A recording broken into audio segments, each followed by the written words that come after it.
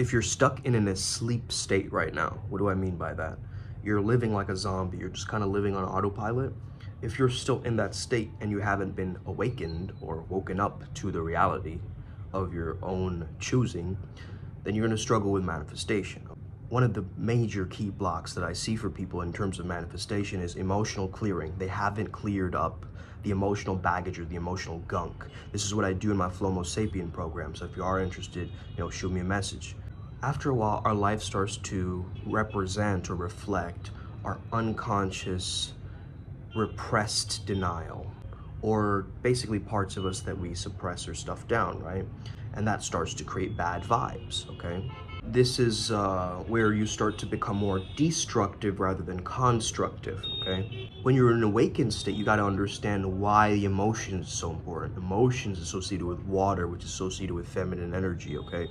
When we talk about us being electromagnetic creatures, understand that the masculine energy is that electricity and the feminine energy is that magnetism. Now, magnetism, if we look at it, law of attraction, right, is the actual magnet, is the feminine power.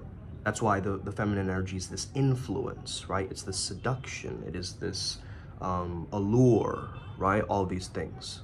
So start to understand that when you're magnetizing something to you, you're working with the emotional body. And what does the emotional body mean? It's basically your subconscious mind. So you can say your affirmations verbally, but if you're not feeling it viscerally through your beingness, through like somatically through your body, and it feels real, it's not gonna come true. There's multiple states of attraction happening at once, right? So you might be attracting the bad and the good and the neutral all at once. The real key here is to make conscious direction in terms of your mind, rather than going with some kind of a default selection mode, like a learned response mode, right? I've always known how to do it like this, and so I guess I'll just sit back and watch and wait and be patient, okay? Change the perception of the gap. There's a gap in your mind, where you are now, where you want to be. Merge that gap, blend it together. That's how you're going to manifest a lot faster. That's how you're going to embody it and bring in the reality that you truly prefer.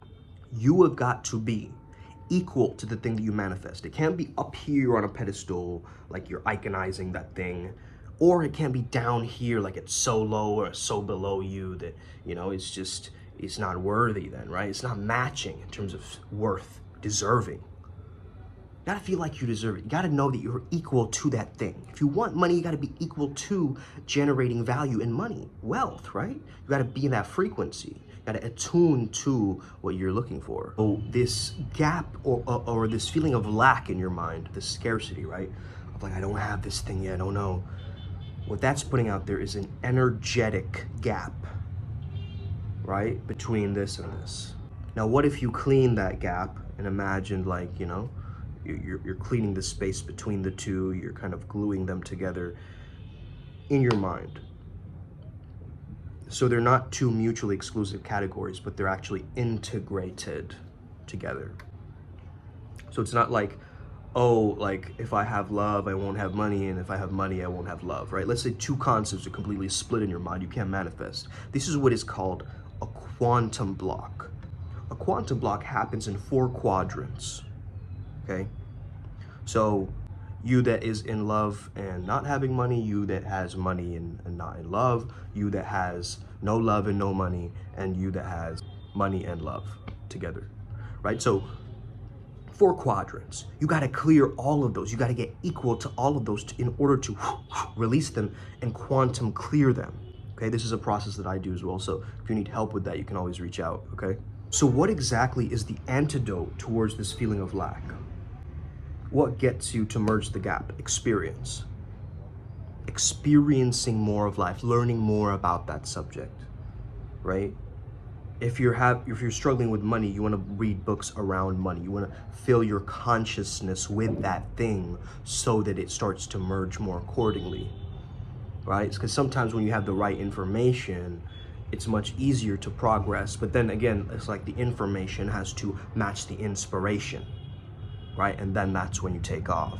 If it's only information and you're not taking action on it, then there's a disconnect. It's incongruent, right? It's like you want something, but then you're doing something else. It's like you're saying that I want to be fearless, and then you're living in fear.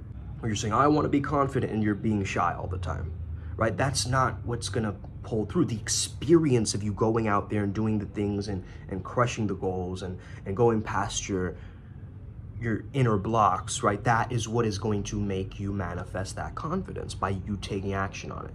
So the secret is really being the version of you that already has that end result or that goal. Is that you? Do you have that? In the Master Key system, they say if you want power, you get a power consciousness. If you want money, you get a money consciousness, right?